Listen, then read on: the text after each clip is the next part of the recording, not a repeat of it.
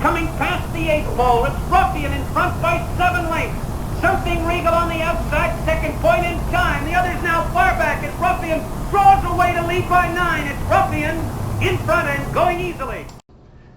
Hello, this is Bob Pandolfo. It's Tuesday, May 14th, 2024, and welcome to Power Pace with Pandy.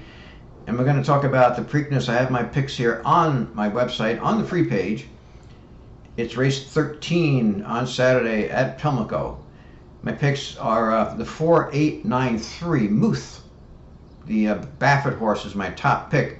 Now, just go over some of the horses here real quickly. I don't like any of these horses that are long shots on the morning line. I think Mugatoo won't be. I think it'll be much higher than 20 to 1. Uncle Heavy, I think will be much higher than 20 to 1. And Seize the Gray. Seize the Gray, is coming along nicely, but I just don't see. I think he has to take a step up here. So I'm just eliminating all the horses that look like they're going to be long odds. And we'll start out with Muth, right, who I made this horse even money. I think he's going to take a lot of money. If you look at this horse's career, he starts out his career at Santa Anita last June, and he runs a big race. I mean, he just romps. Kind of typical for a Baffert firster. This is a $2 million purchase. They buy these well-bred horses and they get them ready.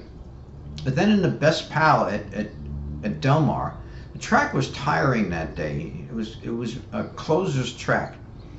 He got beat by a horse named Prince of Monaco, which is a Baffert horse. Now, Prince of Monaco looked like a top prospect, but he got hurt when he ran in the Breeders' Cup Juvenile. He came into that race really good. He looked like a top prospect, but then he got hurt in that race, and he hasn't raced since. He is back in training, fortunately. But this race, the Best Pal, he ran against the bias. He set a fast pace. You see the 107 here, 100 and 107. So it was a fast pace. It was only his second career start, and he got beat by a really, outstanding performance by Prince of Monaco, and he was racing against the bias. Then he comes back in Grade 1 American Pharaoh, and he wins easily. Then he goes into the Breeders' Cup Juvenile. Now, and this was another really good race. Now, this was a race where he finished second. He was well beaten, but he got beat by Fierceness, who ran a monster race that day. A fast race. Another thing I like, too, is Muth finished ahead of Locked. Now, Locked is another horse that has a lot of ability. He's been hurt. I do believe he's in training also. Not 100% sure, but he hasn't raced, I don't think, since at the end of last year either. So you look at his first 4 career starts. He has 2 wins, 2 seconds behind horses that ran monster races. And then he comes back and he wins the San Vicente in his first start of the year. And then he goes in the Arkansas Derby and he wins, nicely by 2 lengths over, a pretty good field, which included Mystic Dan, who came back to win the Kentucky Derby. So that was a key race, the Arkansas Derby. And now, of course, he couldn't run in a Derby because Baffert is not allowed to run in Kentucky yet. But he's trained well. Now, I like the way Baffert trains these horses for these races. Now, he's won this race 8 times, so he knows how to prepare them. And if you can see here, he was training him 4 or 5 furlongs earlier in his career.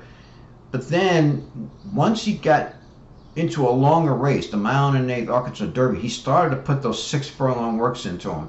And he put 3 6 furlong works into him in his period of 12 days prior to the Arkansas Derby, and he handled that distance really well and won that race very nicely. Now he comes into this race with, again, 3 more 6 furlong races in 12 days, so 18 furlongs in 12 days.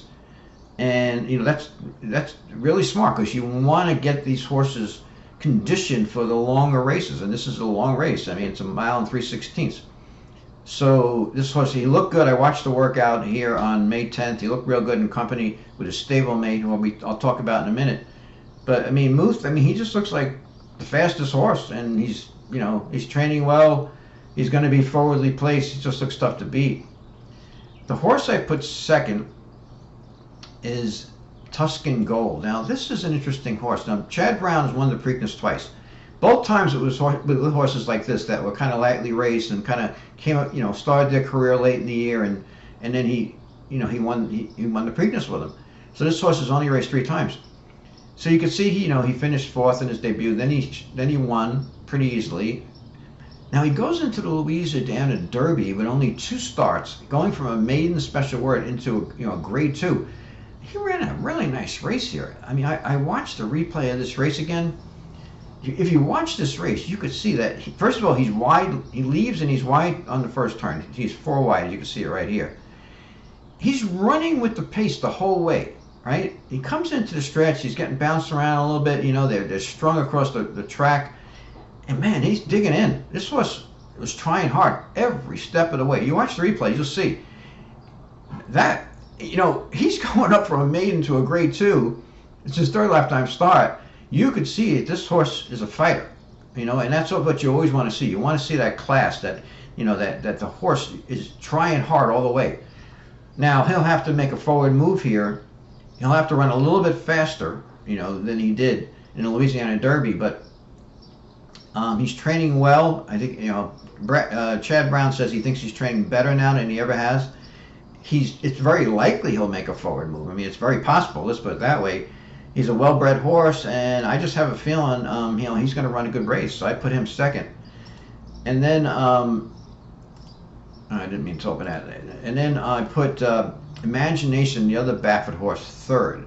So if you go down and look at Imagination, now this is a little tricky because, I think a lot of people have been kind of thinking that the Santa Anita Derby wasn't a really good field, and he did lose that race to Stronghold.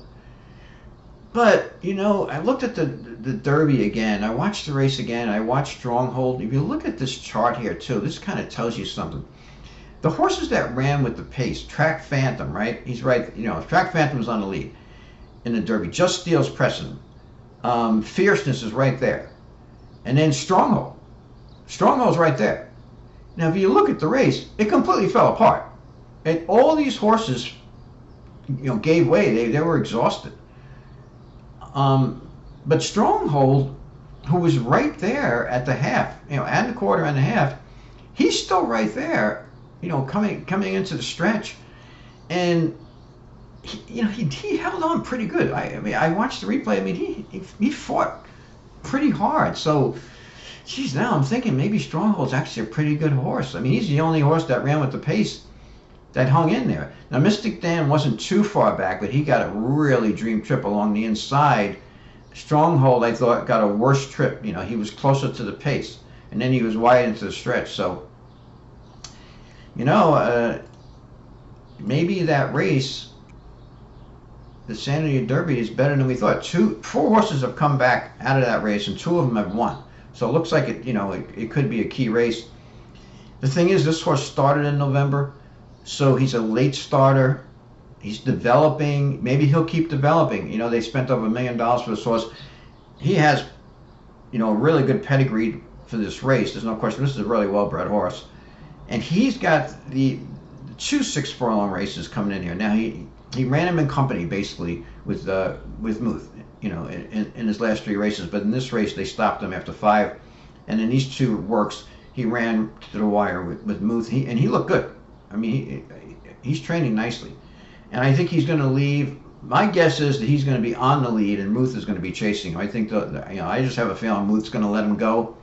Let this horse set the pace. Muth likes to sit 2nd, if you look at his lines. So, now the other horse that I put in here was Catching Freedom. He's the horse I put on top in the Derby. I just think he's an honest horse. He's a good closer. He ran his race in the Derby. He always runs his race, and if the pace is quick enough, he could possibly upset from off the pace. I don't think it's going to be a blazing pace, but I think he'll be coming on. He's just one of those horses. He's just always chugging home gamely. But as far as the favorite, I left him out. I don't really have a huge knock on Mystic Dan. I mean, he's a nice horse, and he ran a fine race in the Derby. I don't think he's as fast as Muth. I mean, you can see he got dusted by Muth here in the Arkansas Derby. He lost to Catching Freedom here. I thought he got a good trip in the Southwest. He didn't beat a real tough field there. And he did get a dream trip in the Derby, I thought, because he stayed along the inside, nicely timed move.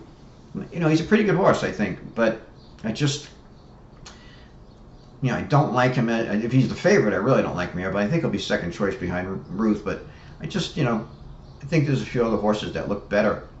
So overall, I think it's going to be a good race, and I think Baffert, is sitting really good here. He's got 2 horses. Muth is probably going to, he's going to be tough to beat. I mean, Muth has run, very fast races against very fast horses. I mean, he's been in really good fields.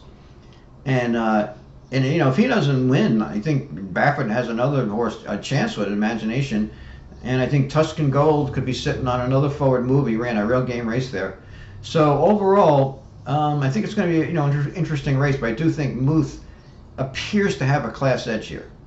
So anyway, subscribe to my channel. If you click the like button, you'll find out when I have a new video. I appreciate you watching my videos. And lots of luck. And let's enjoy the Preakness. It looks good.